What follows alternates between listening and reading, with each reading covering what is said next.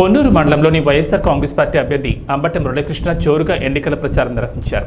ఇప్పటి వరకు జగన్మోహన్ రెడ్డి ప్రభుత్వంలో ప్రజలకు ఇచ్చిన సంక్షేమ పథకాలు కొనసాగాలంటే మళ్లీ మన ప్రభుత్వమే రావాలని, మీ అమూల్యమైన ఓటును ఫ్యాన్ గుర్తుపై వేసి అఖండ మెజార్టీతో గెలిపించాలని గ్రామ ప్రజలను కోరారు. నిన్న జరిగినటువంటి జగన్మోహన్ రెడ్డి గారి బహిరంగ సభ ఏ స్థాయిలో విజయవంతమైందో మనందరికీ తెలుసు. అది ఒక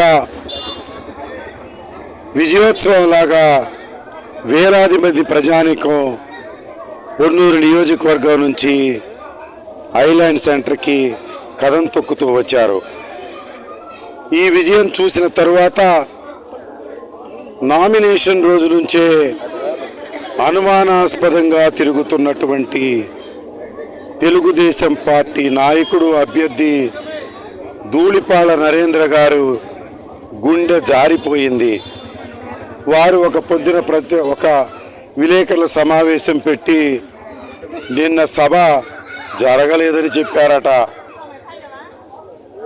మీకు ఒక విషయాన్ని నేను చెప్పాలనుకున్నది ఏంటయ్యా అంటే,